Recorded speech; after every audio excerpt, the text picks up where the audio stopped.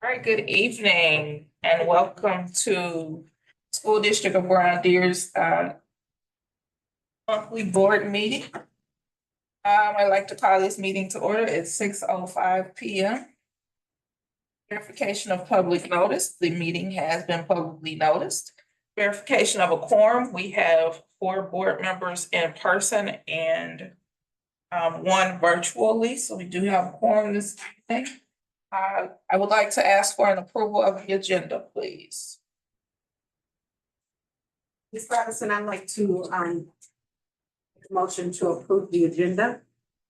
Right? Thank you very much. So it has been moved and properly second to approve the agenda as presented. All right, so up next is the reading of our mission and vision and mission. Our vision is, oh, my apologies. Okay, all in favor of approval of the agenda? Aye. All right, motion carries 4-0. Meredith isn't included. She didn't vote. Oh. The vision Aye. of the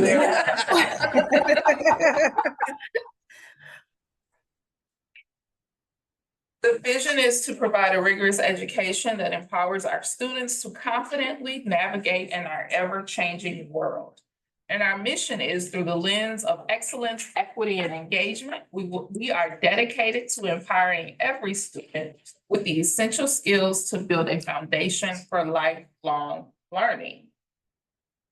Okay, up first, we have district communications, and we will start with our district administrator's report. Dr. Cotton. Thank you, Ms. Robinson.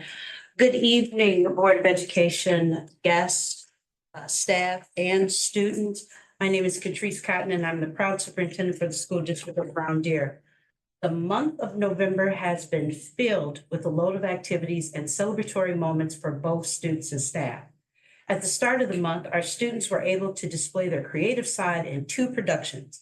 November 1st through the 3rd, our middle school students performed Junie B. Jones is Not a Crook.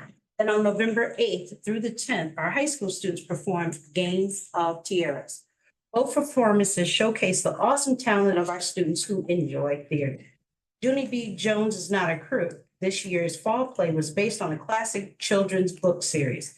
There was so much student participation surrounding the play, they had enough students for 2 full casts. Dr. Cotton, Ms. Brandstatter, first and second graders, along with other staff members, enjoyed an early screening of the production before opening weekend. The children loved the theater experience. Game of Tiaras, this year's fall play for the high school, was a spoof on a popular show, Game of Thrones. Students put on a weekend of strong performances that were enjoyed by families of BDHS and the community at large. Congratulations to all our student actors for their hard work and practice that allowed them to deliver stellar performances. And a shout out to all of the staff for their commitment to our young actors and actresses.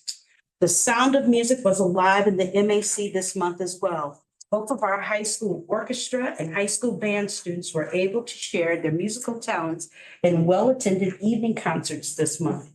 4 of our high school seniors, Elizabeth Coleman, Alexandra Green, Noah Schofield, and Demarion Spencer, were accepted into UW-Milwaukee's Honors Band and performed right alongside their fellow musicians. Our students are musically inclined and their performances were a testament of this. Thank you to Mr. Stewart and Mr. Brownfield for working with our young musicians. Also, our high school band will be performing in the West Bend Christmas Parade on Sunday, December 1st. The parade begins at 5 p.m. Brown Deer student clubs and activities are active and busy at BDE. As of today, more than 160 students have come out to participate in the robotics club. A huge shout out to our advisors, Dr. Harris and Mrs. Andolino, for serving in this capacity. The BDE held its first ever robotic club meeting on November 7th. The club is for students in grades first through fifth and will meet every Thursday after school. The club will follow first Lego League team structure and will allow for the club to compete in its second year. There was a holiday vendor fair that was held. The PTC organized its first holiday vendor fair with nearly 50 vendors. There were a variety of businesses on display, such as homemade desserts, jams, woodworkings, candles, clothing, and much more. The vendor fair was from 9 a.m. to 3 p.m. and well over 300 people attended. Student council elections were held at the BDE, and students campaigned in the upper grades to serve as class representatives. BDE also has a sock drive that is going on, and the BDE Student Council sock drive to benefit the Milwaukee Rescue Mission. And the drive will run from November 25th through December 13th. All socks that are donated need to be new, and we appreciate the thoughtfulness of our young students in being of service to others. And a shout out to the PTC for serving as fairy godmothers to staff. 34 teachers and 3 administrators turned in classroom and office wish lists to the PTC, who granted necessary supplies. Items included Play-Doh, noise-canceling headphones, classroom supplies, motor activity equipment, specialized sensory toys, seat sacks, just to name a few. Approximately $2,000 were put to good use. At the BDM, they had an attendance incentive movie night. The middle schoolers were offered a reward for students who met the attendance goals of the month. Students got to enjoy snacks and a movie with their friends. Also like to highlight the book club. Middle school students can engage in a healthy book discussion either during their nest time or at lunchtime. Thank you to our middle high school school librarian, Ms. Taylor, for providing these students with opportunities to work collaboratively, think critically, and demonstrate comprehension skills over a good book. And then also a thank you to the PAC in the middle and the high school. I would like to thank and acknowledge the PAC for providing an early, thankful act of kindness to our middle and high school staff. Today, the PAC parents brought in items for a breakfast surprise as a way to thank our staff for all of their hard work they render day to day for our students prior to the Thanksgiving Day break. And in the high school, today was the very first meeting, and I'm pleased to announce an introduction of a new student club called the Superintendent's Student Advisory Club, or the SSAC. The SSAC will serve as a thought partner and critical friend to the superintendent. The SSAC provides students voice and insight into the culture and climate students experience here in the district. Throughout November, Ms. Brandstetter and I have reviewed all SSAC applications and made tough choices as to who would be on the council. The council is comprised of 12 members, 2 freshmen, 2 sophomores, 4 juniors, and 4 seniors. Our first meeting was held today, and it was a fantastic meeting, and I have to thank all of the students that came out and met with me today. I look forward to meeting with these students to learn more about their experiences and what we can do collectively to positively impact student life on campus. Senior college visits are occurring. A group of seniors have participated in a variety of college tours throughout the month of November. Students have visited Wisconsin Lutheran College, Alverno College, Lakeland University, MATC Mequon campus, UW-Milwaukee, and UW-Parkside. Roughly 30 students have signed up to participate in each visit. Mr. Hagendorn took approximately 20 students who participated in the Building Advantage Career Fair at the 5-Serve Forum. And Ms. Rosman and Ms. Brown served as escorts for our DECA students who represented the district at their conference held earlier this month at Kalahari Resort in the Dells. We've had the induction of the National Honor Society. We had 9 students who were inducted into the School District of Brown Deer's National Honor Society on Thursday, November 21st. Congratulations to all 9 students for their display of academic excellence and service to others. We look forward to hearing about our contribution to the district. And then I have a Falcon Spotlight. Freshman Elsa Nordstrom placed 4th overall in the state dive meet for swim. And another Falcon Spotlight of Naomi Redkowski was featured as Current Electric Superhero of the Week on November 13th.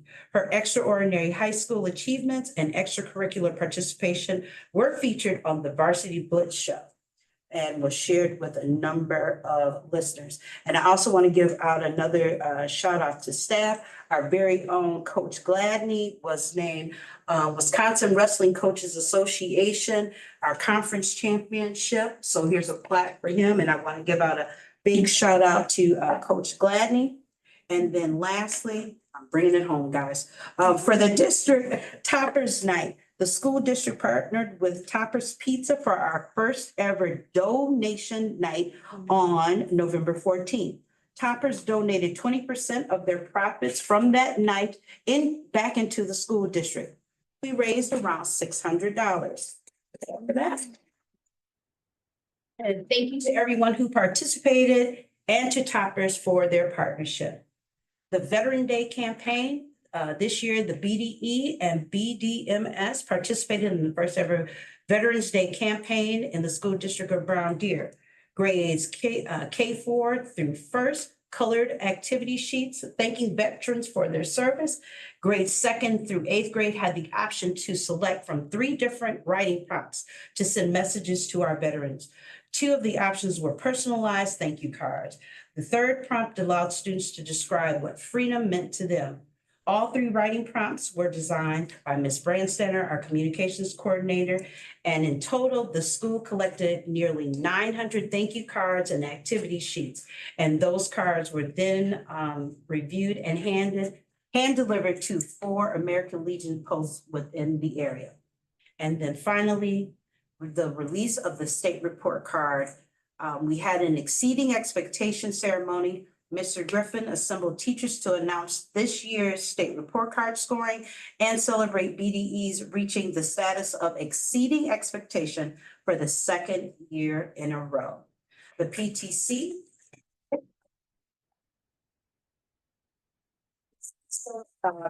PTC celebrated staff with a homemade breakfast and students celebrated with an afternoon dance party, custom buttons, and nachos. The district is also proud to announce that our middle high school is meeting expectations as determined by the Department of Public Instruction. Hats off to all 3 of our leaders, Mr. Griffin, Ms. Washington, and Ms. Brown, their staff, instructional coaches, and most importantly, our students for their continued efforts toward excellence. Good smile. Job. Yeah. So many great things happening within the district, and we're very proud of all of those accomplishments for our students as well as our staff. Excuse me, Ms. Robinson, may I add one quick thing? I actually attended the ceremony and I wanted to give a shout out to Anna and food service because I was super impressed by her, the way she ran around all morning to get everything ready. And I think if you know who she is, you'll know what I'm talking about. So Anna, good job. You are a great worker and a great mom. So thank you. Thank you, everyone. And thank you, Ms. Walker, for being there as well. All right, very good. And as if that is not plenty of accomplishments already, we now have our district showcase for the evening. Yes, we do. There are so many wonderful things occurring in the school district of Brown Deer that I am unable to capture all of them in my district administrator's report. Tonight, it is my pleasure to introduce for the first time for this school year, the district showcase of one of our schools. This evening, we are showcasing the work of Brown Deer Elementary under the direction of Mr. Dennis Griffin, proud principal. He is joined this evening by Ms. Lewis, Ms. Lumber, and Ms. Ragey, and several students, as you can see in the audience, to share all of the awesome work that is occurring at the school daily. I will now turn it over to Mr. Griffin and staff to begin their presentation. Mr. Griffin. Thank you, everybody, thank you, Board of Education, for allowing us to be the showcase tonight. I would love to say it's like my presentation, but it's not. I have really great teachers that I work with that organize everything that we do. So I'm going to turn it over to Mrs. Lumberg, Mrs. Lewis, and Mrs. Reggie. However, here needs access to a couple of things. Lumberg's on. See, that's how great they are already. So I'm going to sit down and I'm going to turn it over to them at this point in time.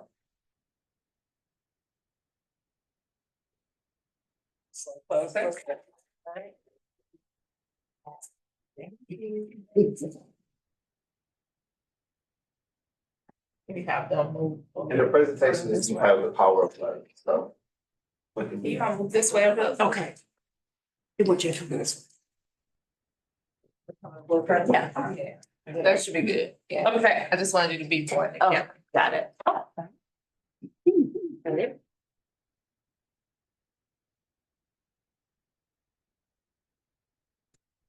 Yeah.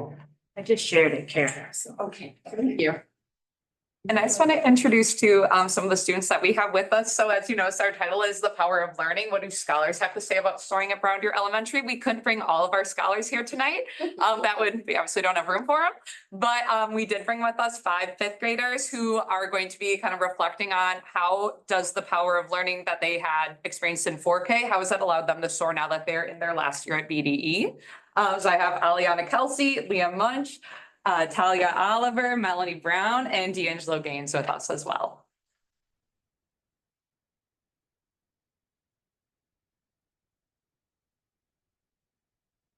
Is the clicker working or? No, it's not working. Okay.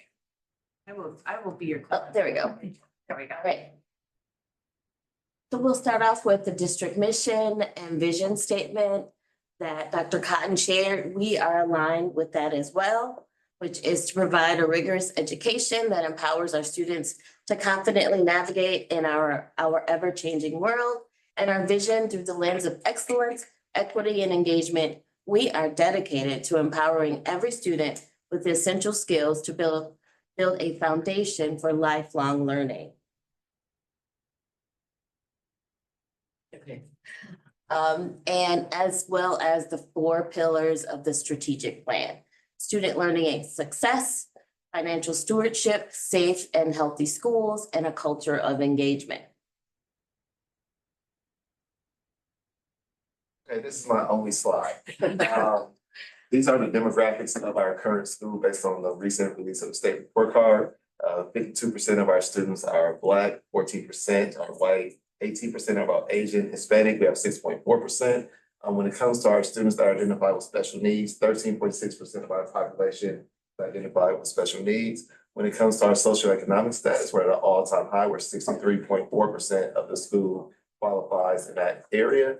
And then on, from an academic standpoint, 50% of BDE scholars are proficient or advanced in reading, 51% at our school, but the state average is 51.9%. And in mathematics, it's 51% for our school, and the state average is 54.3%. So we're continuously growing each and every year. And for us, in regards to being a school that exceeds expectation, this is the first time that we did 50% in reading and mathematics. That's something that we're celebrating, and we think that's it for me.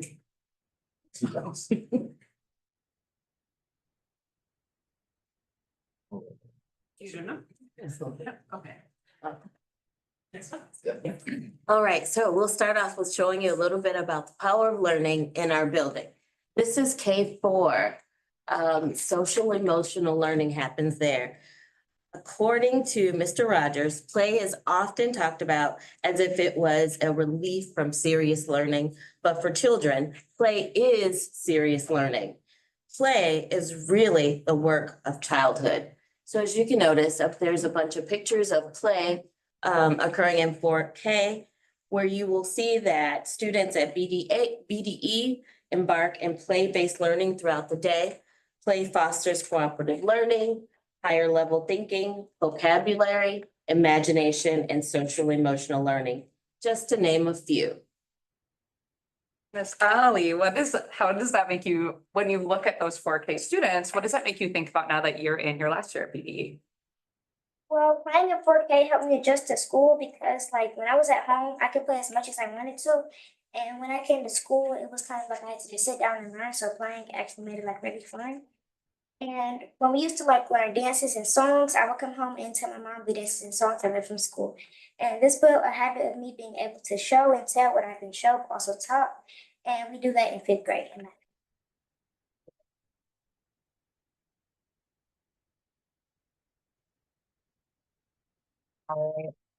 We'll kind of switch over to our 5K students. So for our 5K students, we do have a video highlighting the phonics skills that are starting in kindergarten. A really big learning point in kindergarten is really that learning to read and learning what it means to be a reader and how to read. So one of our 5K teachers, Miss Jessica Woznicki, took a video of her students showing you what it looks like to learn phonics at BDE. I think I shared the sound.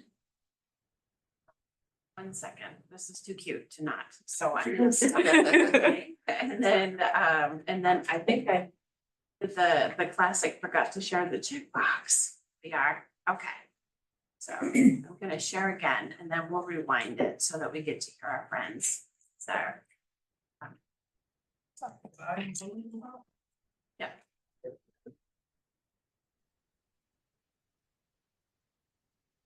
Oh, shoot.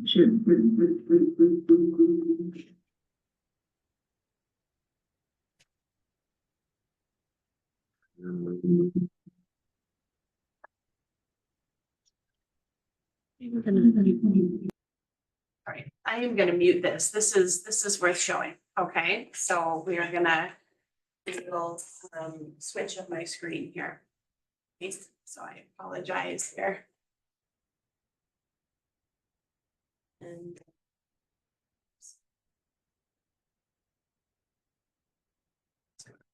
there.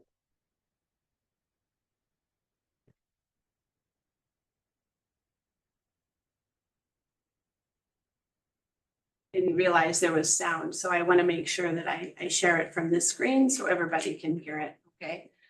So.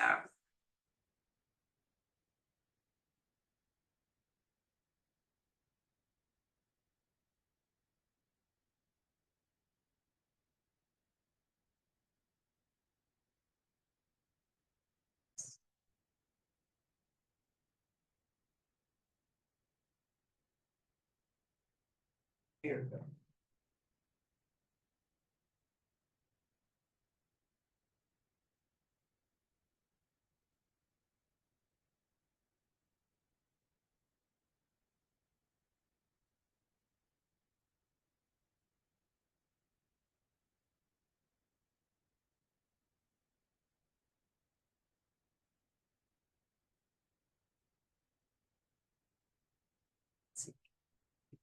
Work.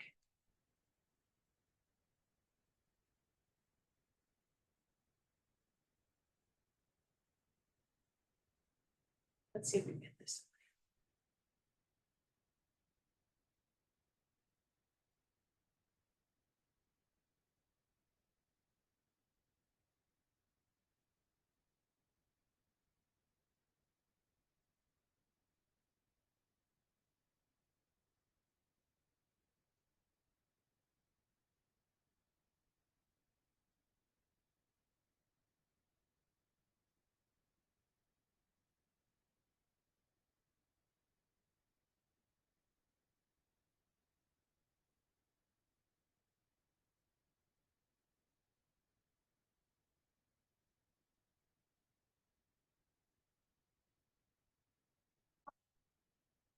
You can do it.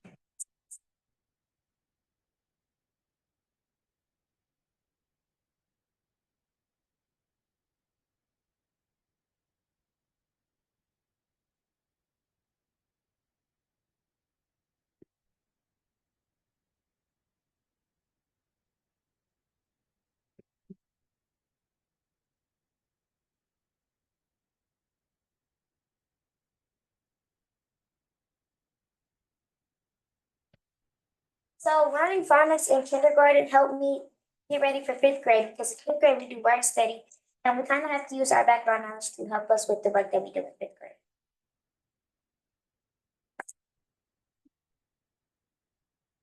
All right, so in 1st grade for science, we learned about some life science and some physical science. We took a field trip to the pumpkin farm to learn about life science and how plants use external parts to help them survive, grow, and meet their needs. And I have Dewan there on the left and Fendi there on the right, who gave us some quotes about what they learned at the pumpkin farm and also what they like about science. They like doing the experiments And Fendi also mentioned that we are learning about vibration and how to send a message.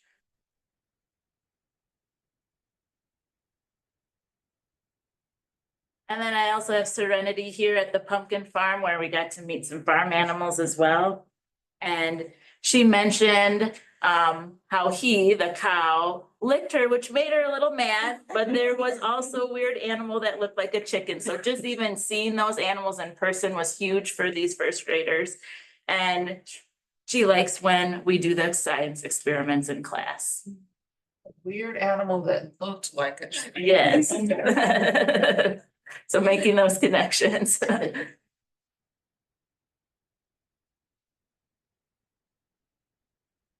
And then this was more recently in the classroom where we were doing physical science and using materials to build devices to use sound to communicate. And we were actually building kazoos in these next couple of slides. And I have Kai there on the left. He was using the different materials to see which one made the best sound. So he said combining the plastic and the cardboard makes it a better sound for the kazoo. It makes a soft vibration sound, and he also likes doing the science experiments. So just the fact that they were using these vocabulary words when they were telling me these quotes was really awesome for these first graders. Then I have Elena there on the right, and she said that it was funny when she built the cardboard kazoo and the end flew off because she flew a little too hard. And she likes the science experiments, and she likes watching videos about volcanoes in her spare time.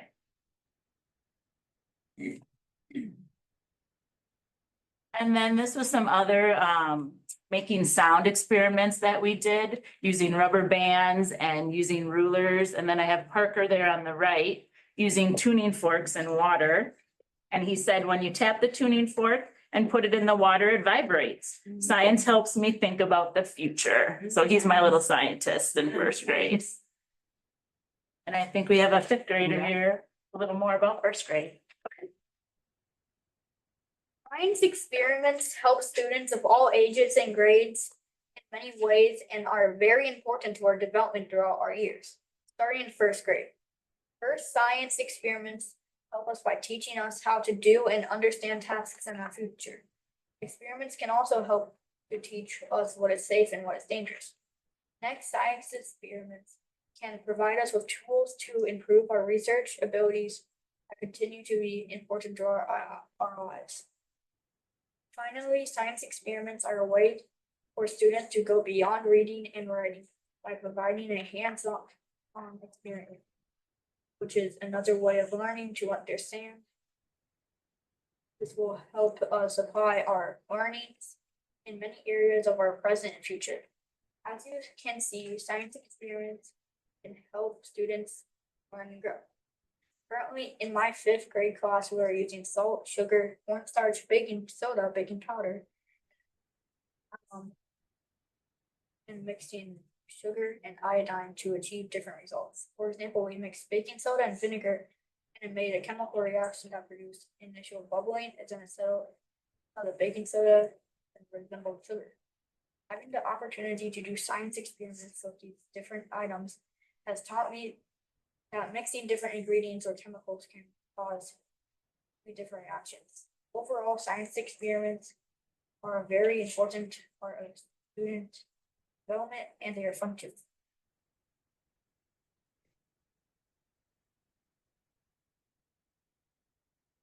Right, for our second graders, we had Mr. Lemley shared with us some examples of his students utilizing our close reading strategy. So the close reading strategy gets students really involved in the text that they're reading. It allows them to not just read a text and decode it, but really engage with the text. So in this text, you're able to see that his scholars are not just like reading the text for their words, but they're interacting and looking for text features in a nonfiction text to help with their understanding of nonfiction text. He also has an example where students are able to annotate while they're reading a text to think about the main idea of a text. And so to make sense of what they're reading, what are the key points that an author is really talking to us about, and being able to go directly into the text to determine details that support that main idea.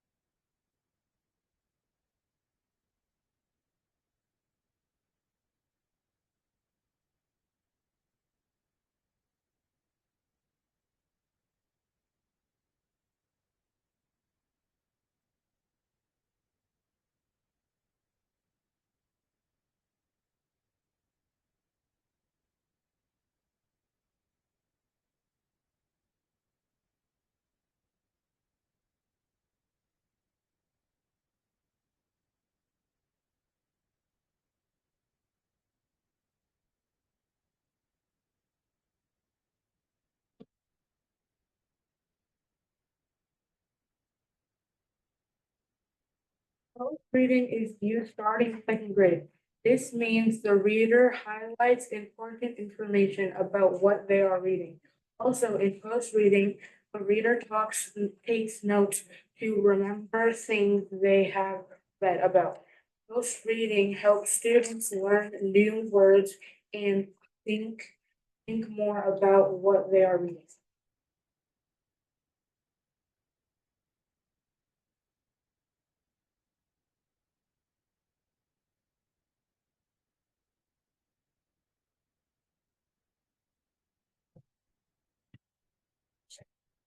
She's working her magic here.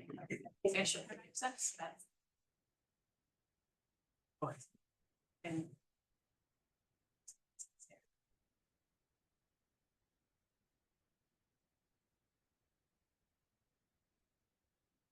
Well, I can go ahead and tell you about third grade while she's working on that. So in third grade students learn multiples through songs. This is a fundamental concept that helps students develop a deeper understanding of numbers. And I did add in there that third grade last year on the state Florida exam, we scored higher than the state average in our building for third grade. So that I know that this is one of the important things, or one of the things that is a constant in our third grade rooms. And the students really enjoy it. It helps them with, as in the students' words, Kennedy said, singing songs and math makes learning fun, so it makes it fun for them. And then Autumn said, if you know your multiples, then you can multiply, divide, and do fractions. If you know how to do fractions, then you are an adult. So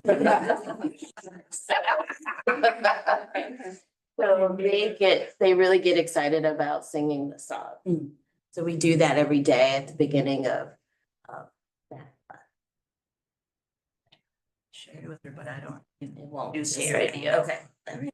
Share the videos. And we can try and come back to, oh, here we go.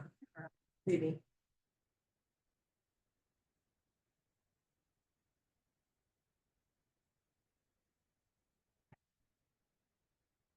Say we talked about in fifth grade today, how since they know their fractions, they must be adults already. I'm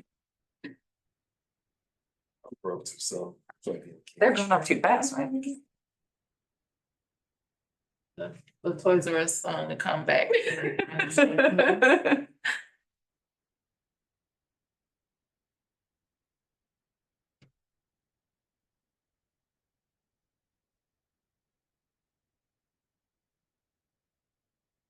Okay, heard Melanie, do you want to talk a bit about why is it also important in fifth grade? So how does it carry through? As you get older, it will get harder, but if you don't know your timetable, it will be harder. Knowing my timetable helps me get away so much, especially the fractions. And I'm so glad I know my timetable now. And plus, it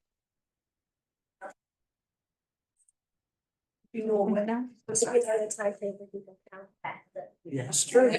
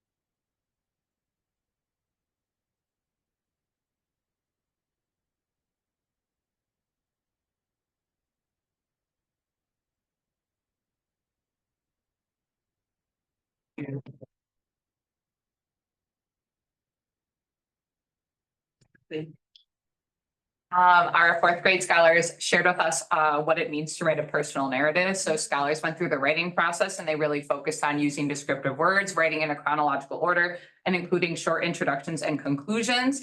I know Miss Leipold included a video of her student sharing her personal narrative.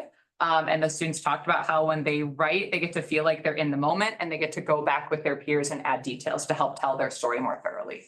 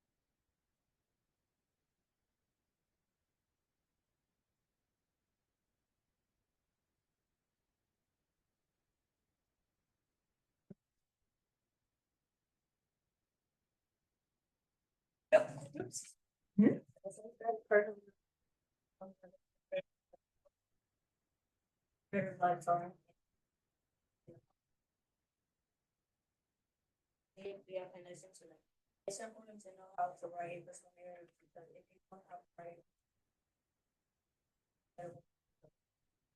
it will ask yourself questions to learn about it.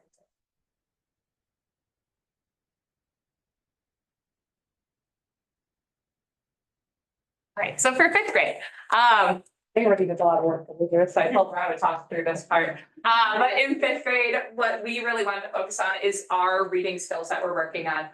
Primarily in fifth grade, we're really looking at answering big and broad questions, utilizing our background knowledge, but also utilizing texts that we're reading and synthesizing ideas from multiple texts. So each week in fifth grade, we have a weekly question that we are asked to discuss as a class. It's kind of like a thematic question. Those questions also apply to a broader thematic question throughout our entire unit. Right now, we're learning about the idea of observations and how observations can help us. Each week, we break that down into a smaller weekly question that supports that bigger question. So one of our questions that we had to answer was, what can we learn from studying animals in their natural habitat? Now, in fifth grade, what did we actually read about? Very specifically. What kind of animal? Gila monsters, yes. So we read all about Gila monsters this past week. However, when it comes to answering that broader question, we're thinking about our background knowledge and not just talking about studying the Gila monster, but what can we learn from studying any animal? Our answer on our screen was kind of what we took away from our classes of fifth grade. We talked about how we can learn about the way that they normally behave. When we study animals in their natural habitat, they will be less nervous and shy. And we also talked about how nocturnal animals are only active at night. So really trying to have like more of those broad answers, but being informed by the text that we're reading. We are not just doing this with informational text, but also with fictional text as well. So if you go to the next slide, we also read the text Hatchet. We talked about how careful observation can help a person survive, because you guys in Hatchet, what happens to him? Yeah, Melanie?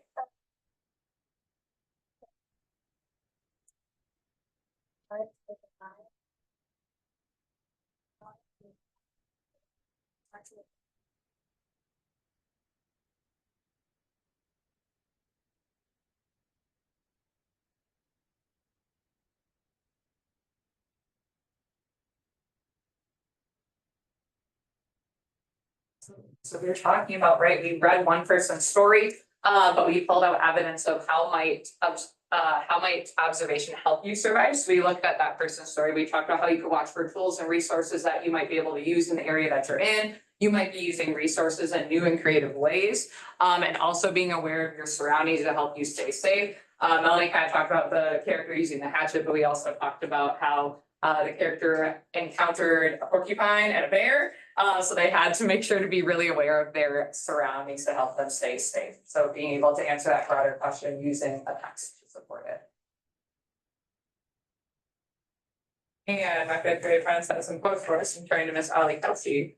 Why is it important to be able to utilize text evidence and research when you're reading? So some of the other fifth graders, like D'Angelo, said that being able to answer questions with research is important because you get more background knowledge for future learning. And then me and another one of my students, Kaden, or classmates, Kaden, said that researching can help you form debates and persuasive arguments. Just come up for you, Mr. Gray. Right. Something last year. Uh-huh. Had that debate again. She couldn't leave it out. I see.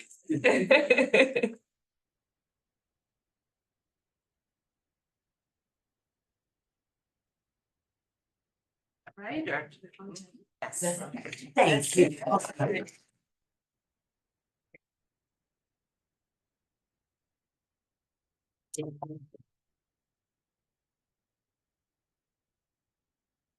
Kids are coming around, they have a little gift for each of you.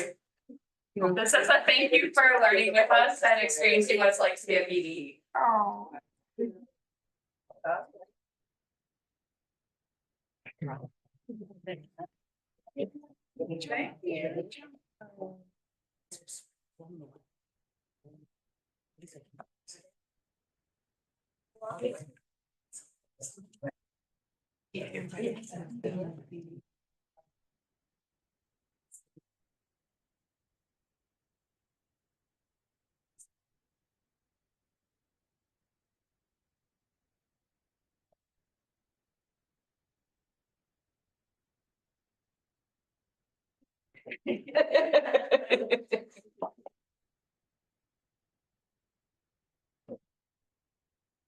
Thank you again, BDE staff, as well as.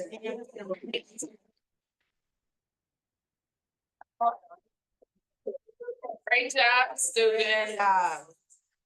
No, you didn't know this.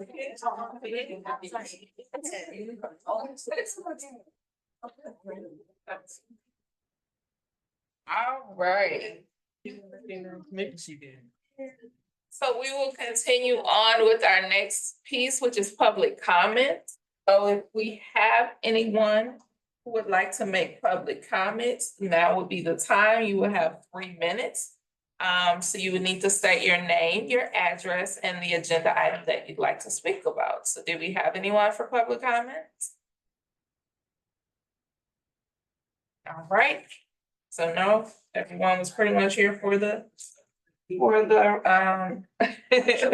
showcase. So we will continue on at this time.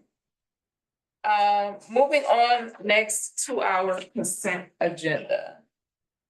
I'd like to get a motion for the consent agenda. Ms. Robinson, I'd like to. Sorry.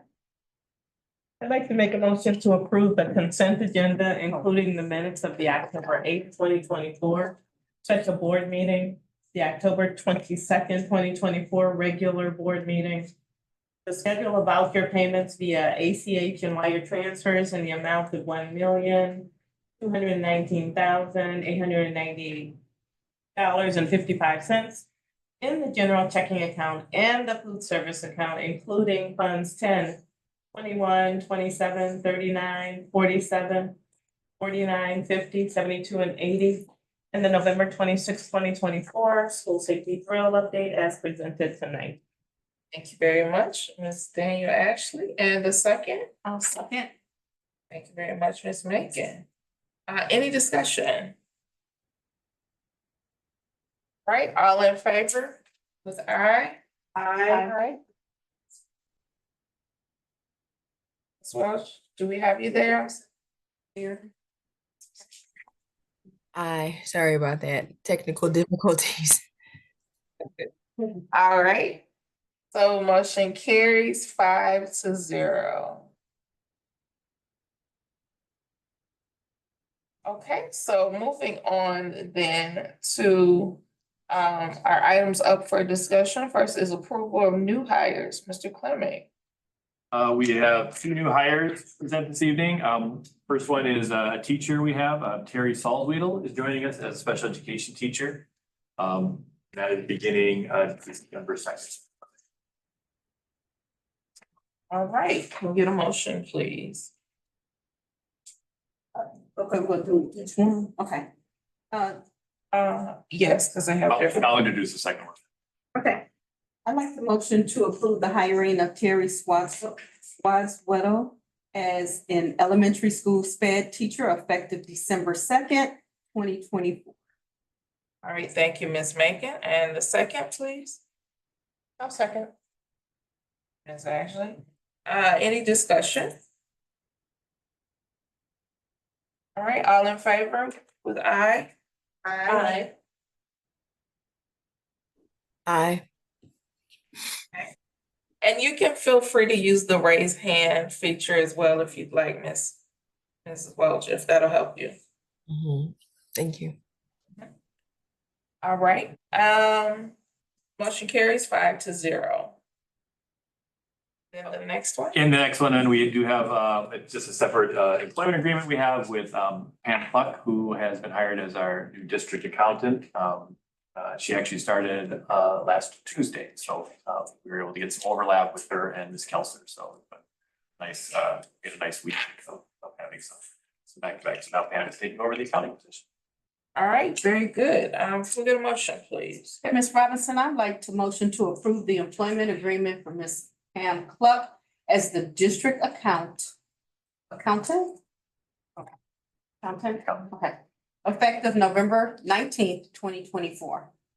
All right, thank you, Director Bacon. Second. I'll second. All right, thank you, Director Walker. Any discussion? All right, all in favor with aye? Aye. Aye. All right, motion carries 5-0. We would like to welcome both Terry Soswell and Pam Clutch to the District of Brown Deer. Okay, so let's move on then. Approval of resignations. We have no resignation this evening. Awesome. Approval of audit services RFP.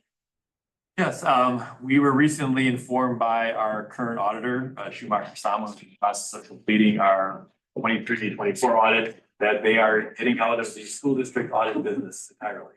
And so they had a number of clients in the North Shore, of which they've all received the same news.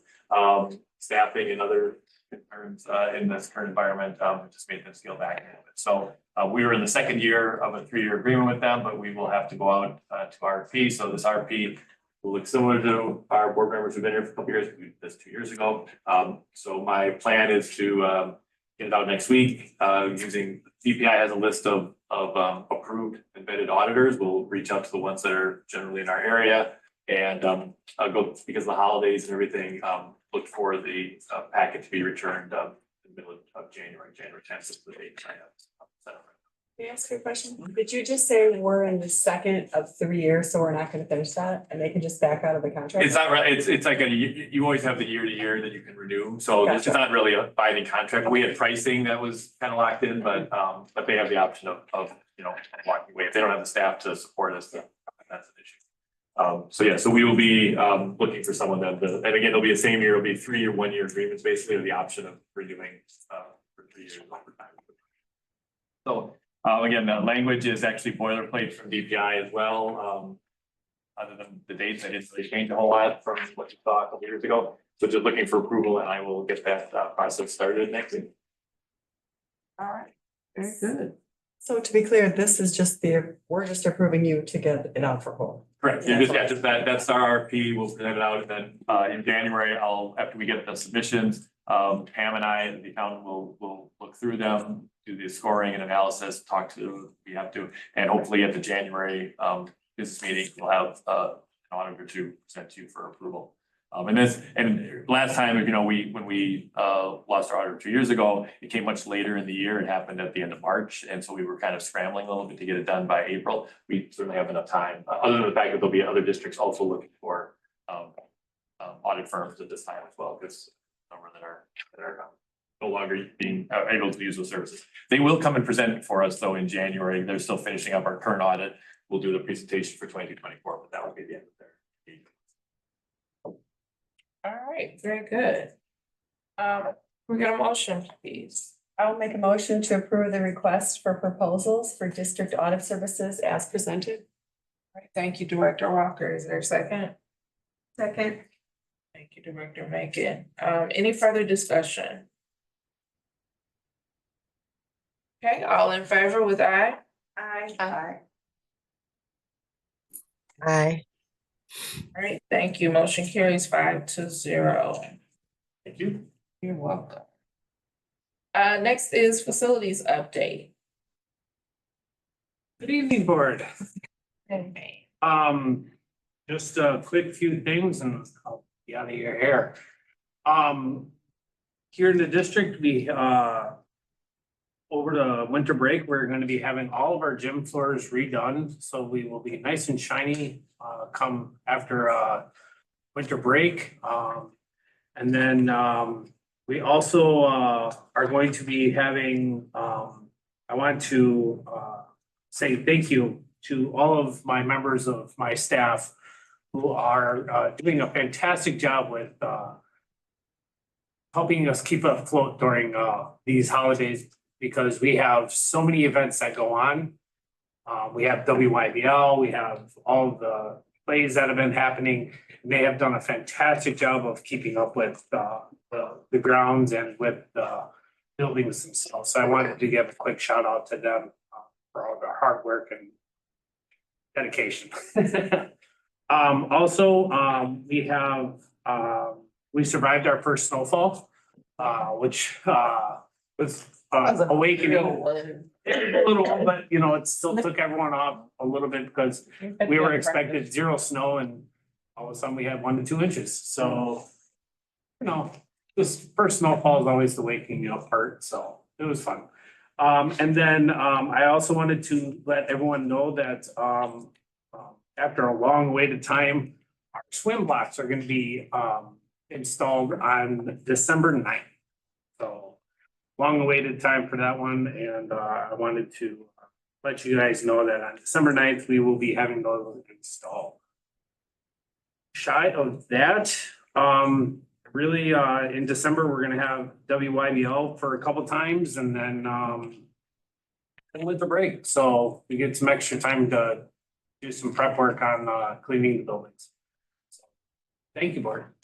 I have a question. Yes. So when I drove in tonight, there was this huge telephone pole. Yeah. Front end loader. Yeah. Yep.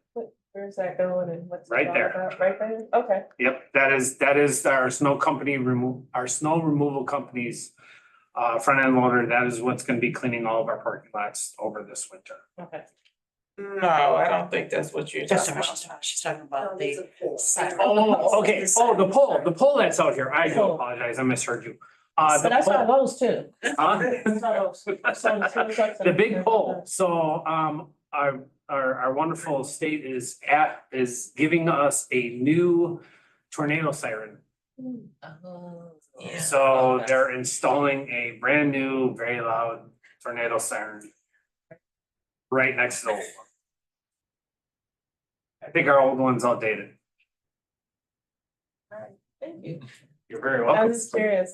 So I laid Yep, on the nope. ground and. Nope, I shake you out of your chair. Oh, yeah, me and Donna are very excited about its arrival. Yes, so we're excited. All right, very good. Thank you so much. Any other questions for Mr. Russ?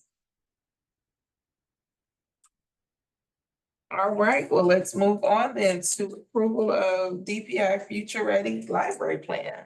Point of order, would you be willing to let Ms. Radke go ahead of me so she can, I don't know, have her evening? I would, I'm okay with that, so. Okay, so item G, Letter yes. G. Letter G, the field trip. So it's going to Ms. Rackett. Yeah, and then, yeah, I'm gonna give you, so it should pop up here. And then, there you go. While you're doing that, I got a little. You want me to scroll or scroll prefer to do? Okay, I can scroll, okay, sounds good.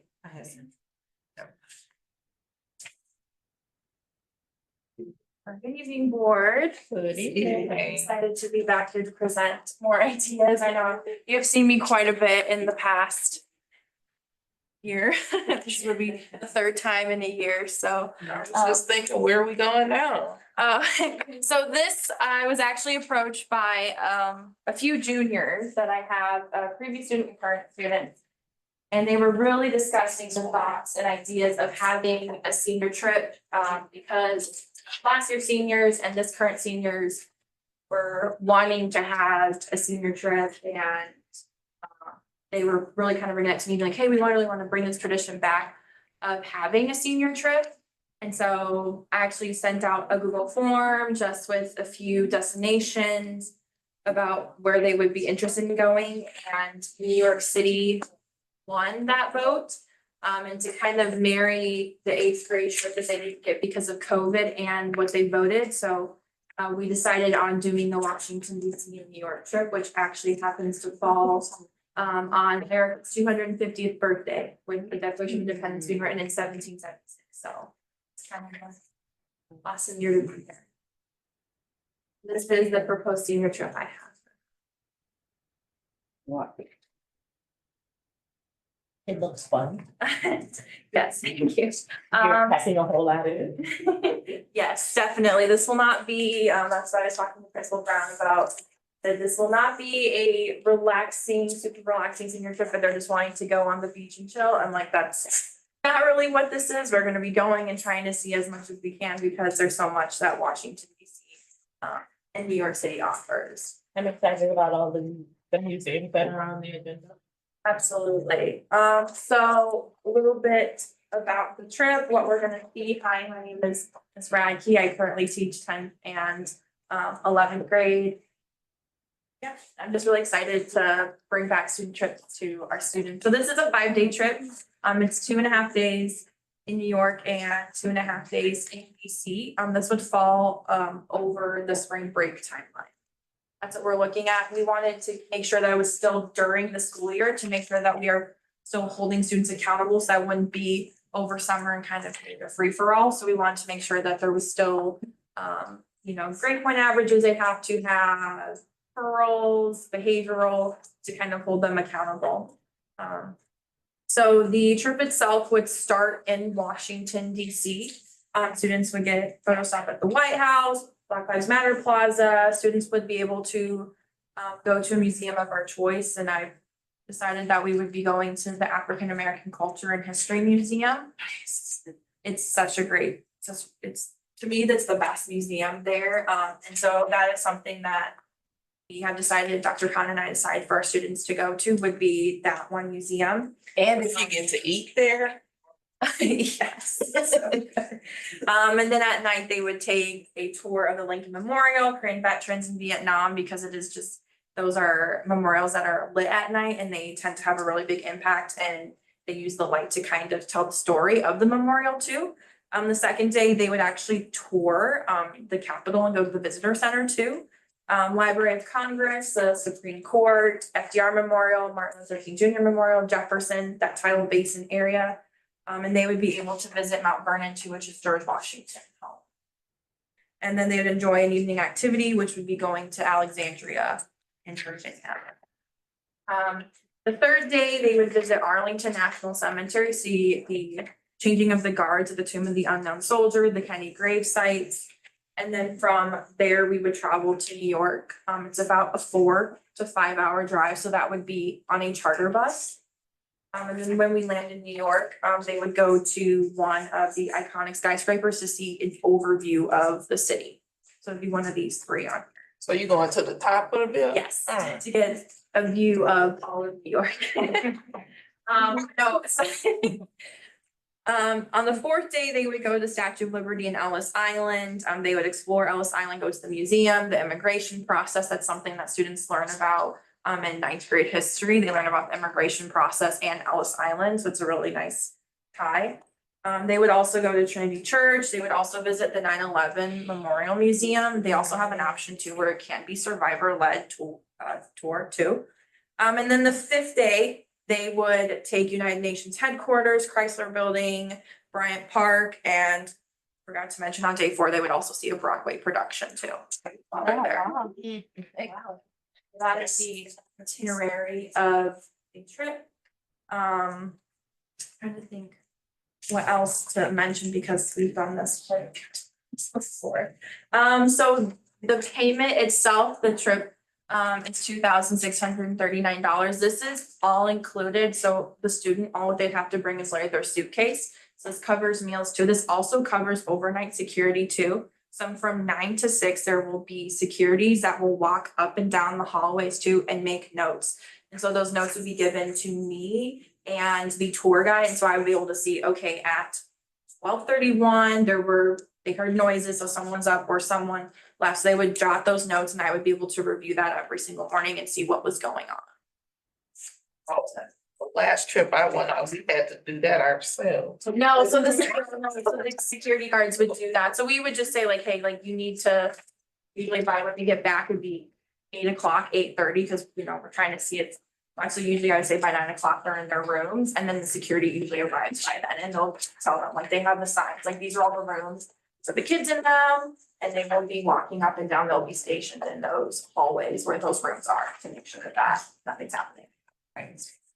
So good to hear about the Broadway show, because I did want to ask you about that. Yeah. Are you guys taking the ferry? So the The Staten Island ferry? Yes. Okay, so that's cool. And now here's the other piece. So kind of go along, the Broadway show does help with my question, but where's the fun? Like, where's the Times Square? So that would be included in like the sightseeing tours. They would be able to see that and they would make stops at that too, because they would do like a tour, like a walking tour and kind of see. This is just kind of like I'd say it's like a rundown, but this is just some things that. Oh, I see it. The guided sightseeing tour Yeah. Midtown. Yeah. You got all of that in there. Yeah, so they would see that on like the guided sightseeing tour. So that was something that, Principal Brown also kind of said that too. And she's like, well, when you want like a tropical trip, and I said, my worry is that if kids get free time, that they're gonna try to get into something or try to do something. So I said, I think this would be educational for them too. And I said, also students were adamant about wanting to go to New York too, because then I could take as many kids if I want. If we were going to do like Costa Rica, I could only take 25 kids versus taking 30 or 40 kids. So I said that would give students more of an opportunity. It's cheaper for students too. And I kind of like that this would be, also educational for them. Like I said, we have the DC aspect that a lot of them felt that they missed out when they were in 8th grade. And then them voting to want to go to New York. So I kind of wanted to marry the two. Did you say there was a limit? No. There's, so it can just be open, and that's great, so as many seniors that. The current seniors? No, I know it's not current seniors, the No. following year seniors, yes. Yeah, that's what they were saying a lot, like even the current seniors now, they're like, oh, we really wanted to go like Washington DC. And even my juniors were like, yeah, like we kind of feel like we missed it out, like we really wish we would have had that trip. And so I think this would be kind of a nice way to kind of bring that in for them too. Let's explore, visiting the Apollo Theater. I think it would be worth exploring if you guys are going, in the Met. In the Harlem. Yeah, Harlem, which is like a staple. Yeah. And speaking of fun, I'm sure you have people who think they can sing or make and sing. The Harlem is an ad, and it's not that far off. It's I know that they give you, I believe, like a list of Broadway shows that are kind of presented that you can attend, and I believe that the students, or if not, the group leader can kind of decide between like which ones they would prefer to go. Supposed to get like a list of about 5%. Well, yeah, that wouldn't be a show though, that would, unless there was a special event happening, that would be more of a thing. Oh, good. Oh, in the Harlem, Yeah. like that on. Yeah, the Apollo Theater is like a staple in the African American entertainment community. Okay. 125th Street. Sorry, 125th Street. yeah. But they'll know what it is. Yeah. It would be an adventure, that's For sure. Yeah. All right, any other questions or comments? Ms. Brackett? Have you went on any of the trips yet that we've approved? Have you actually done any of them? So our first one is this summer. Oh, okay, Okay, yeah, that's a full bus, and then our 2026 ones, we have 27 kids signed up. Okay. So, yeah, I mean, we have almost 80 students over the next 2 years are gonna be traveling abroad. I've had a few parents asking me about, oh, what are we doing for 2027? I'm like, can I please just get back on the one first? I'm so glad that you guys are interested, but I'm like, Speaking of parents, are parents allowed to go, their student? for this trip Yeah. specifically. At this point, I'm going to say probably not, because this would probably be something.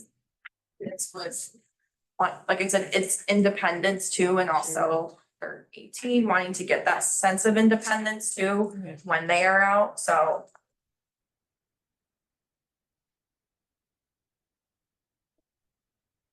Okay. All right, so can we then get a motion? Sure. So I'll make a motion to approve the 2026 senior class field trip to Washington DC and New York as presented.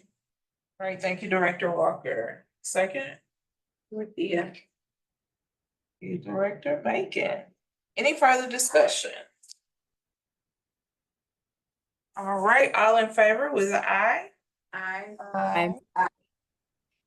Okay, motion carries 5-0. So congratulations on curating another quite successful and eventful trip. You guys might be seeing quite a bit in the next few years. Thank you, Ms. Rankin. Thank you so very much. I know that that one looks a little exhausting, I'll be honest with you. But at least she gets to sleep all night. So that's a big help. Because they're gonna have security guard. She'll get to sleep. She ain't gonna sleep. Yeah, but she'll have security though. Yeah. At least she not walking the hall. Trust me. That makes a huge difference. Thank you. Thank you. Good night, ma'am. Good night. Right. All right. Well, Back to. Well, thank you for the stragglers to in this conference here as always, who are hanging on here. I do have Keegan Taylor, who is our middle high school library media specialist. And I do believe that I think Katie was online, but Katie Albrecht, our elementary LMS, was here. But so this is this is a labor of love here. It's taken us a few years to get here, kind of a big deal. So The Department of Public Instruction has always mandated something called a library plan, an information and technology library plan. And but this coming year, in our December snapshot, which occurs just in about a week, there's some extra teeth in there, and because it is requiring a district approved library plan.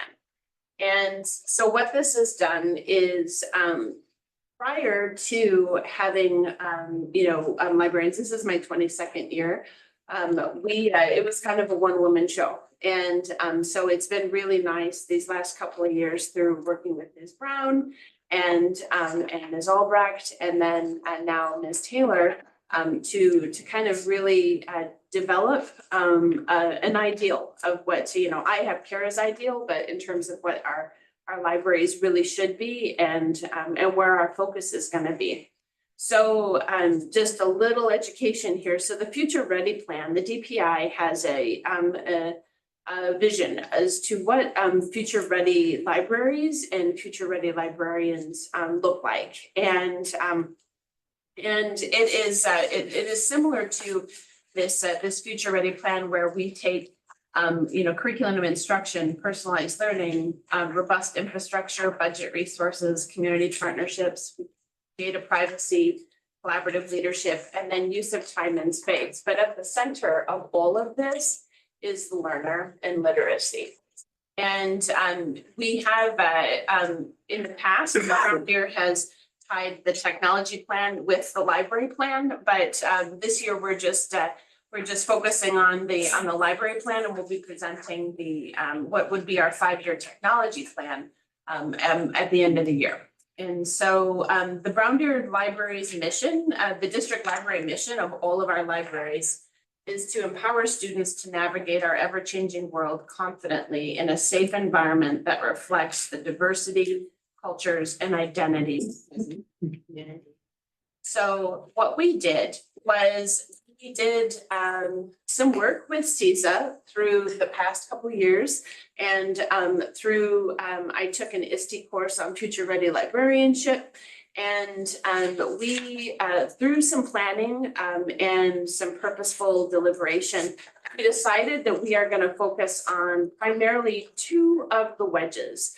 And that is curriculum instruction and assessment, and the librarian's role in that, but also our looking at use of time and space, which I'll speak to both. But what we did do was we did survey staff and students, and we also did a little bit of navel gazing, where we assessed where we were at and what we did well and what's been going well. And for example, we have beautiful adaptable spaces that you can just walk through our libraries, and they're absolutely the highlight in the centers of both buildings. We have great community relationships and communications.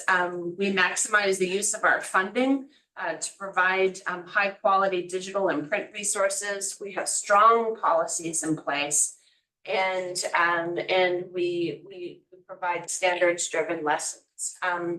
So some challenges is that we face are trying to make sure that our administrators and our leaders know what we are doing and what our purpose is in the libraries, and how we meet the needs of our children, as well as kind of unpacking standards. We in Wisconsin, our information technology literacy standards are old.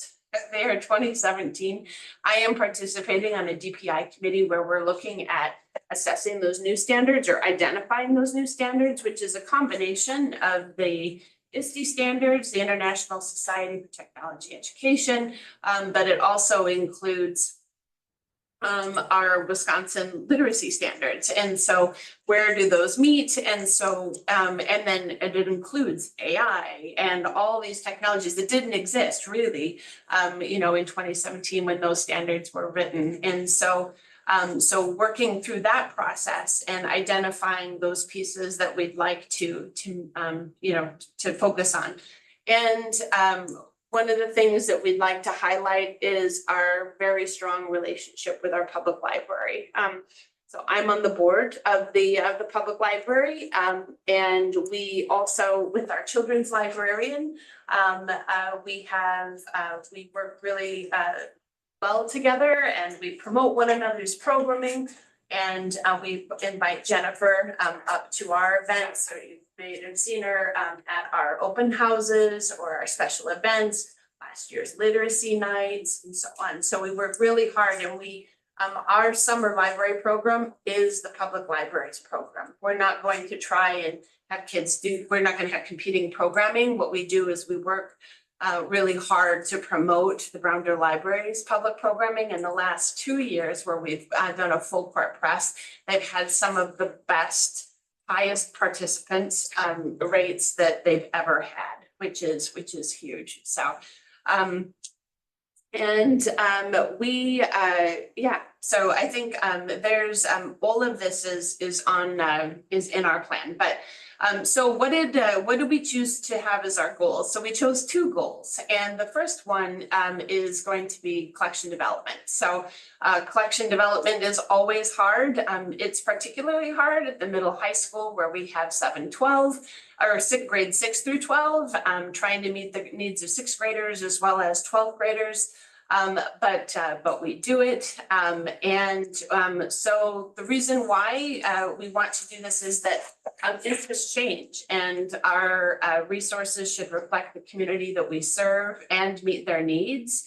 And then so our goal for this next 3 years, and we chose a 3-year library plan because it allows us to be a little bit more nimble, and rather than a 5-year plan. And so we are going to create a collection development plan that is aligned with the multidimensional framework for inclusive literature that also meets the curricular needs of the school and the interests of students. So at the conclusion of our 3-year plan, our goal is to have 80% of our collection, nonfiction and fiction, aligned with the multidimensional framework for inclusive literature. And that's what this little wheel down at the bottom here looks like.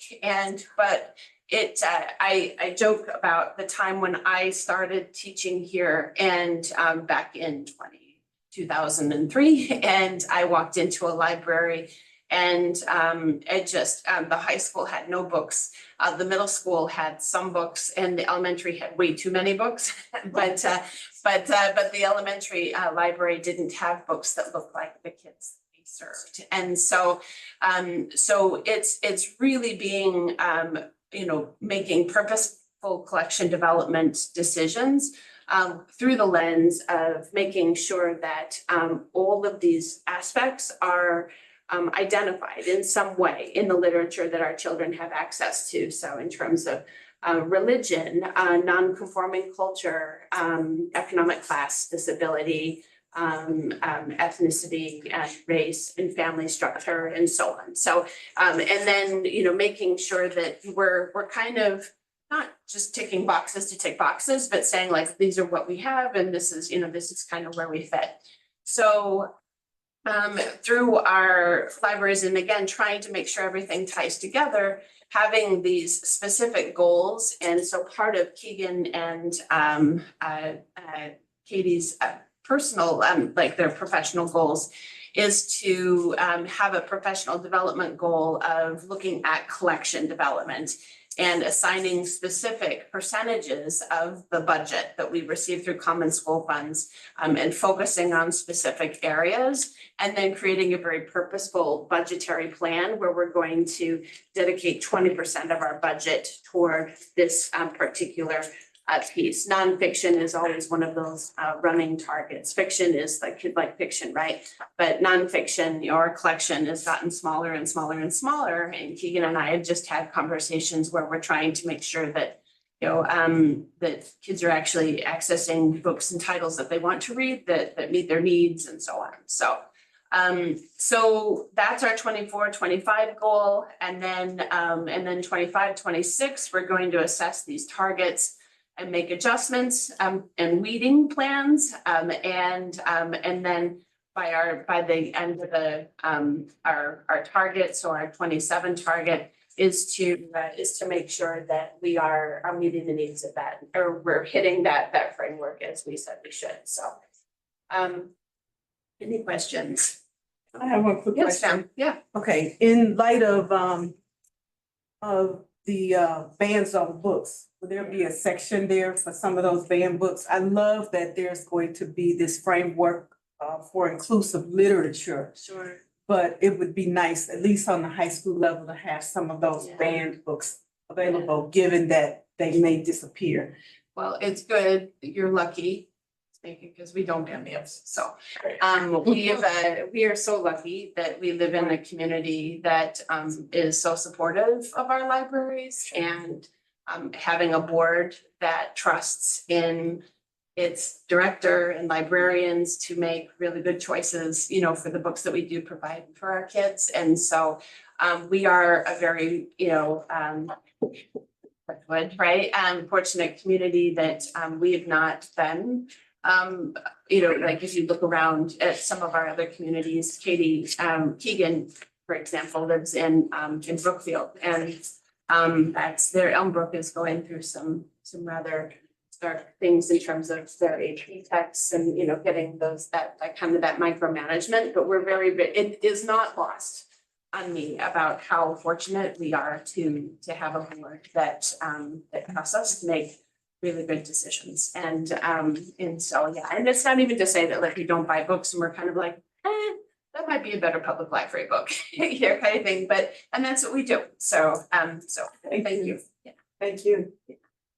So the other part of that, so we're collection development is the first one. And then our second goal is our library scope and sequence. And so looking at what the things that we try to do is to make sure that the library activities and lessons and stuff is not a one-off. It's not on its own kind of thing, that we're trying to make sure that we can find a way to integrate and embed those information technology literacy standards. And a perfect example of that is the work that we're doing in our elementary school with our littles in K2, where we are combining STEM makerspace with library. And so it is a co-taught kind of environment where so many of those standards are crossing one another, and I'm not gonna lie, it helps with the bodies as well. And so, but looking at those pieces and then integrating science and and technology and information literacy and most especially in this day and age, digital literacy and digital citizenship as part of that. So that scope and sequence is our second goal, and we are again with the new creation of those updated information technology literacy standards. We're using the American Association of School Librarians, the AASL standards, the Wisconsin ITL standards, and the ISTE standards, and we kind of try and do those crosswalks. We've identified the three three pillar resources that we have for digital citizenship, and now what the librarians are doing is trying to identify those areas and those lessons that they'll target at certain grade levels, which will then help, develop that scope and sequence. So, and then, and that's, we're just trying to, so that's what it'll be. So, and then lastly, our third goal is and I call this the CARA goal. So the librarians are really focusing on some of those other pieces like with the standards and so on, but and collection development, but this is really about using the spaces that we have. So we have these we had a makerspace at the middle high school, and we're using it currently as a classroom for middle school STEM. And so we have some space at the back of the library, which we have converted into what we call a creative space. And so we have tools and resources here. And what one of our goals last year was to provide a greater opportunity for people to use the resources in that space, but also to try and get students in there, but also our community to participate in those events. And we've been working on some things like grab and goes, and we are gonna try and partner with Falcon Enterprises, which is a student-led group where they make things and sell things for their profit. We try to be self-sustaining in what we do, meaning we're budget neutral, so we're gonna make some really cool stuff and we're gonna sell it so we can buy more new stuff, you know, that kind of thing. And so this is truly my goal and kind of passion project, where you know, our students are entrepreneurs at heart. Back when we used to do the Gallup survey, we had over 60% of our students identify having an entrepreneurial interest. And you walk into the high school, everybody's got a side hustle. They're selling something, you know. So in terms of like their t-shirts, their brands, they've got it all figured out, this whole ecosystem. And this is one way where we're going to kind of try and meld those creative needs and interests and provide some opportunities for students. This last year, we had 3 events for staff members to come. Dr. Glass participated in one where we had some creative time in the spaces where it was for staff to kind of see the equipment and experience it.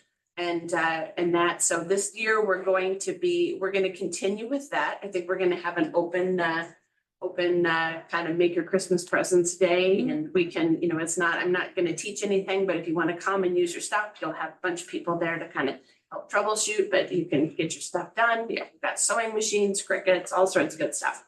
But our goal is starting this next month is to start to create a scheduled programming that can be advertised and planned for students, and taking a hint from our public library brethren, they do grab and goes or art kits or take and make kits, and so we're going to look at doing that and getting it ready for the holidays, and they can make some gifts, and it's extremely popular with students. So and then we have some phenomenal resources that we purchased last year called Craft and Hobby and Creative Bug, which is like Netflix for makers. It's brilliant. And if you've ever wanted to learn how to crochet or cross stitch or things like that, those resources are they're step-by-step tutorials, videos, patterns, templates, anything you want to, woodworking, gardening, cake making, cookie frosting, everything. It's absolutely fascinating. And so working hard to kind of promote those resources so that we can gain a sense of what kids are interested in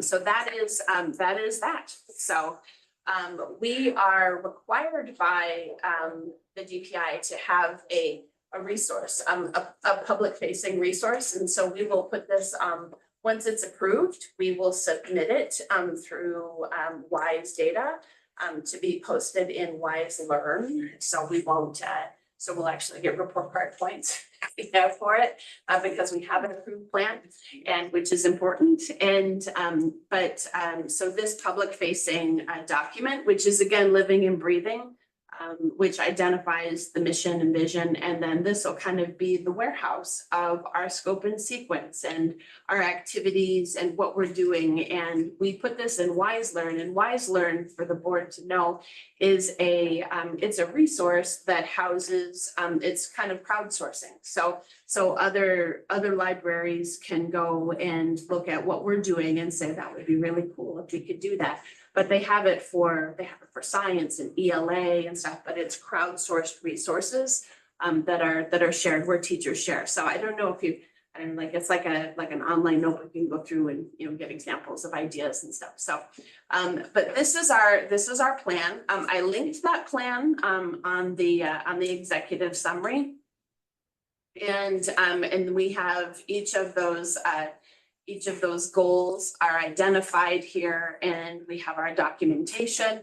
So curriculum instruction assessment, use of time and space, and then the Wisconsin Administrative Code, which is in our state constitution, believe it or not, that says that we must have a written long-range plan on file, a designated licensed librarian or media person to direct and coordinate the program, which you've got, you.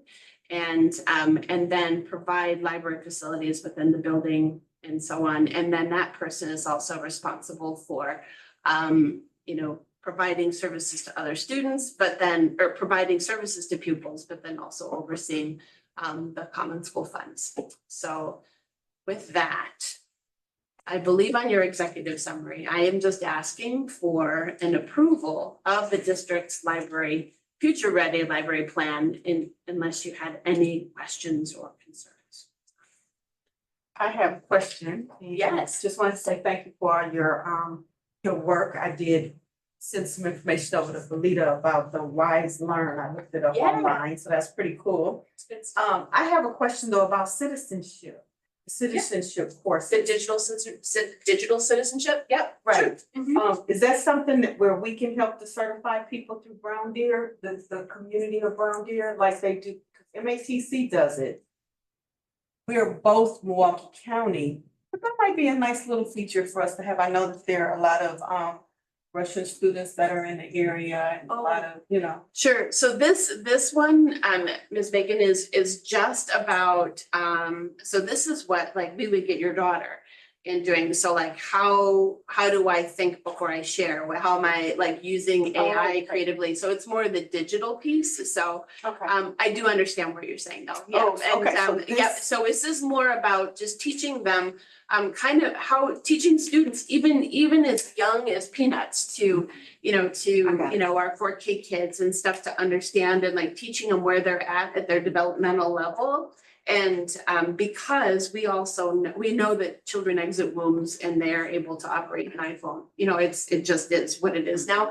And so understanding, what that is and we're actually seeing, for some of the focus on what would be high school, especially our juniors and seniors, again, is setting up like what we would call responsible limits on their use. Know when, and students know this too, like they take a digital break, right? So they put their phones down, they take a break, right? So being that kind of. I got it. So they're learning how to be productive citizens, so it's citizenship. Digital citizenships, right, so understanding, and you take a look at social media and, saying like probably not best to say the inside parts out loud, maybe, and and then those inside thoughts, but also understanding, but again, for littles, like talking about cyberbullying and not understanding and the legal implications and, and this also includes plagiarism, even use of AI responsibly, things like that. So we're probably in our district, we're not at a point yet where we're ready to kind of do that. But that's part of this work is getting staff familiar and comfortable with what AI is, what it looks like, how they can use it as a resource to help them. But then the follow-up to that then is also then saying, I'm going to demonstrate, like part of that citizenship for teachers is to say, hey, I used AI to help me create this, or this is solely human generated. So and it goes for adults too. And part of that work is also educating our parents and our families. And so whether it's through opportunities or through other, through newsletters or mailings or emailings home, again, showing families that they have resources that they too, things that we can do at school, but then things you can do at home as well. So. Cool. Thank you. You bet. I really like the fact that we're making a conscientious effort to invest in just kind of updating the library. Library, for me, growing up was a source where you could access, back then was books, and now I'm thinking your new age digital resources and the like. And the fact that we're keeping it front and center is another tool. For students and is just. It's just amazing. Thank And you, so, yeah, and Thank we you. wo- for- yeah, and anytime you wanna see what kind of tools and resources that we have access to that we get, like just the digital resources, and you go into some libraries and they say, well, why do you need books? You know, it's using everything online and it's and that's the kind of thing where your heart dies a little bit, but it's, you know, it's okay. So, but we have a lot of books and kids are, if you ask, if you do have ebooks, we have Sora and Overdrive and we have Learning Ally and all these, you know, all sorts of adaptive resources to make sure that that's not a barrier for them, but 80% of kids prefer a physical book, you know, to read. And reading is what we try to push really hard and do well, and it's good stuff. Thank Thank you. Very good. All right, so can we get a motion then for this item? Sure, I'd like to make a motion to approve the 2027 school district, the Brown Deer DPI Future Ready Library Plan as presented tonight. Thank you, Director Days. Ashley, and the second? I'll second. Thank you, Director Walker. Any further discussion here? Okay, all in favor with aye? Aye. All right, motion carries 5-0. So thank you very much. All right, Sir. thank you, thank you. Okay, next is the approval of E-rate category 2 for completion purchase. You bet. So this is not as sexy, but it's important. So we have so we're allocated on a 5-year cycle category 2 funds, and this is money given to us by the government to make infrastructure purchases for our networks and making sure it's their way of ensuring that we have good stuff. And because as Kevin will tell you, it's extremely expensive.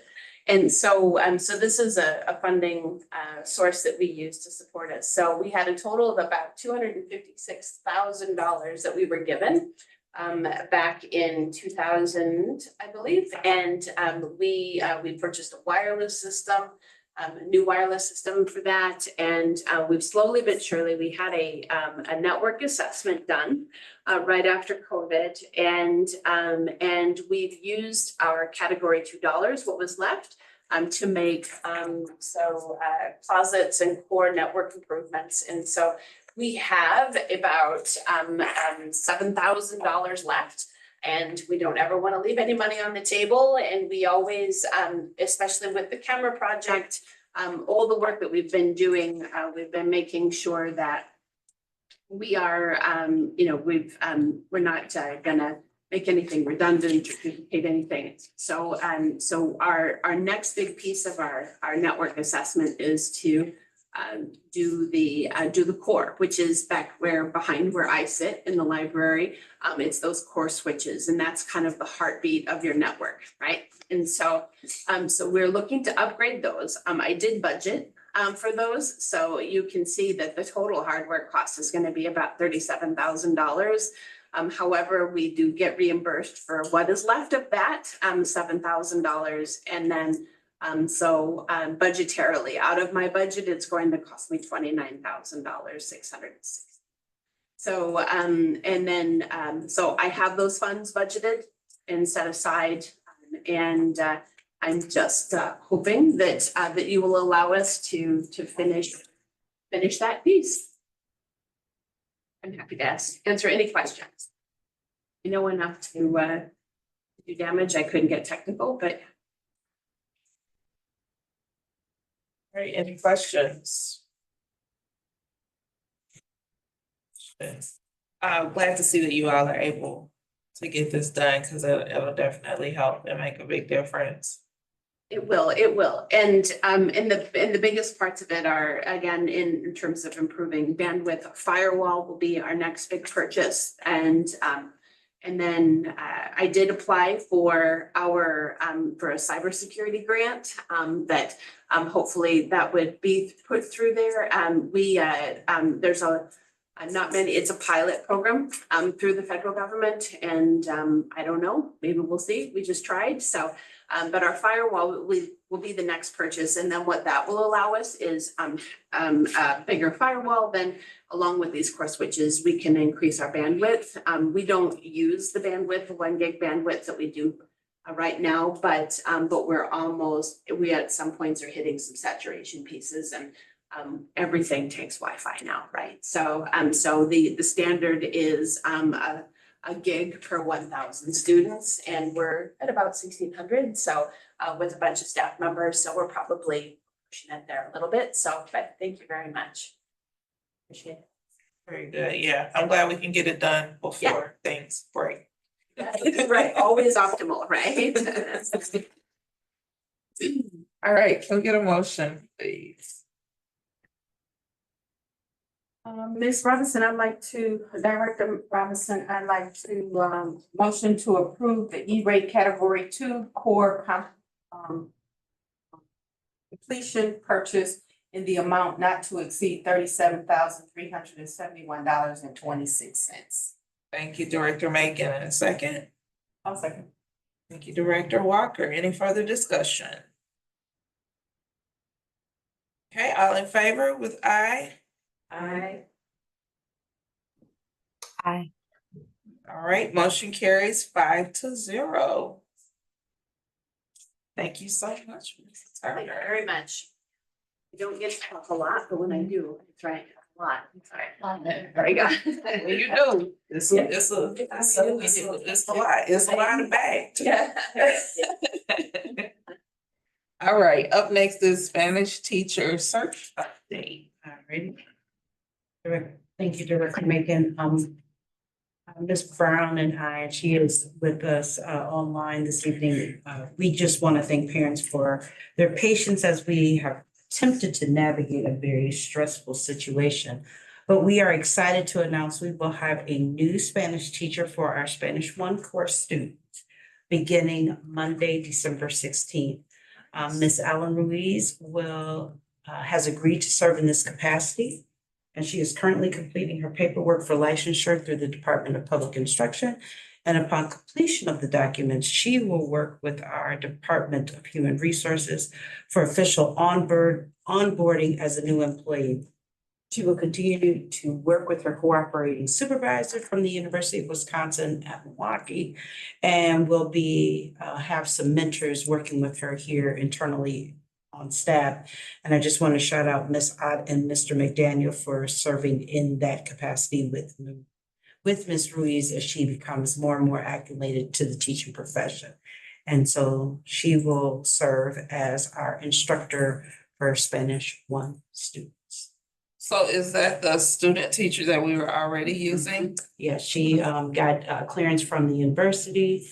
They're on board with it, and so she will begin with us on December 16th. She's actually graduating early, so she will be a December graduate and come on and start with us on December 16th.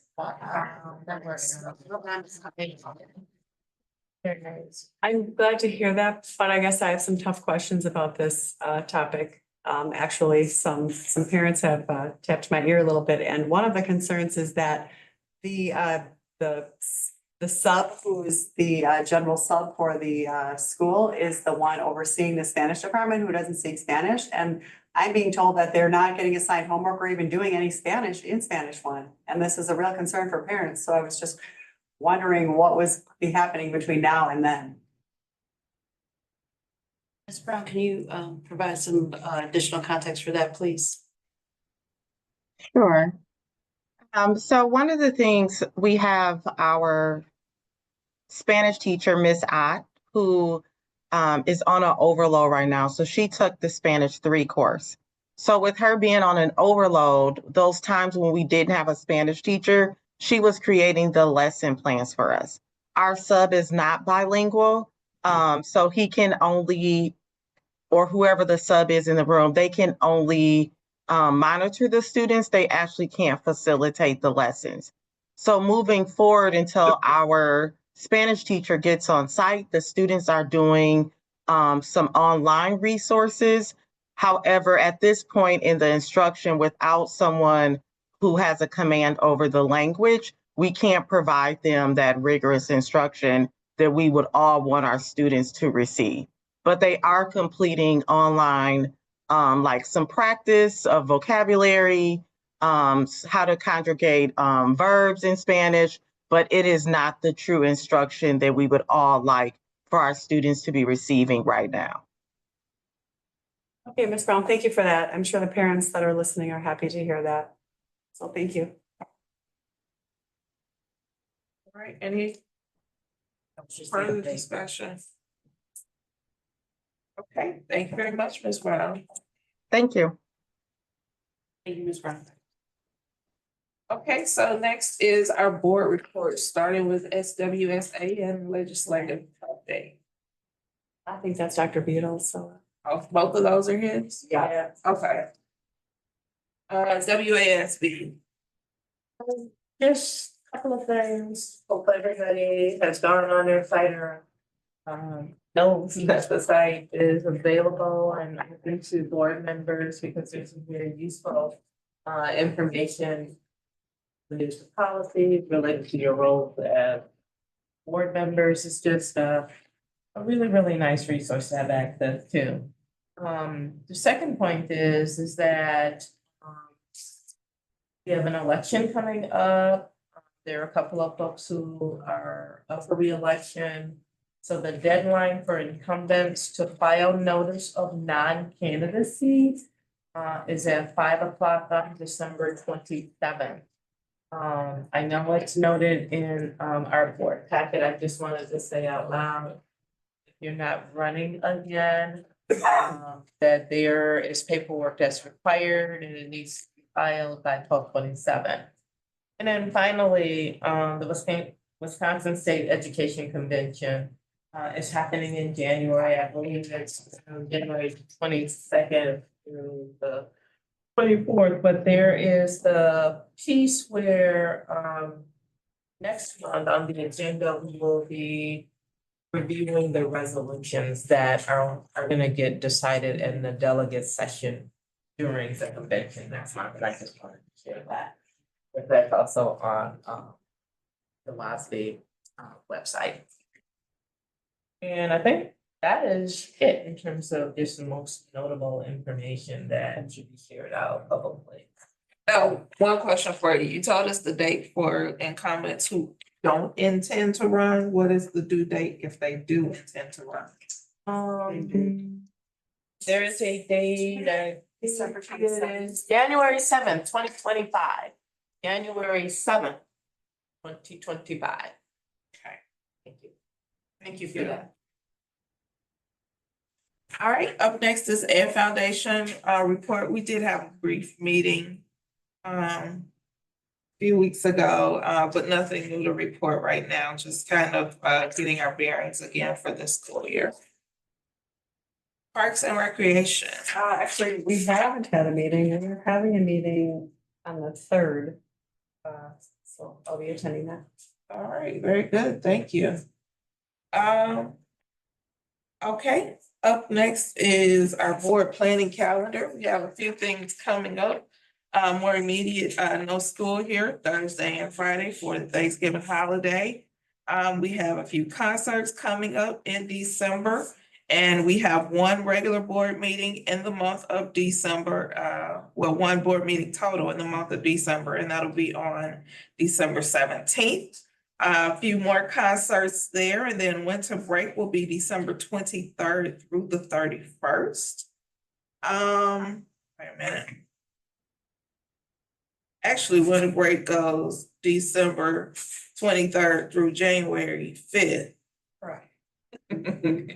So. When now? Yeah. Through January 5th. School reason. Yeah, so that's gonna be a nice little break. You better plan accordingly, get that kitchen ready. All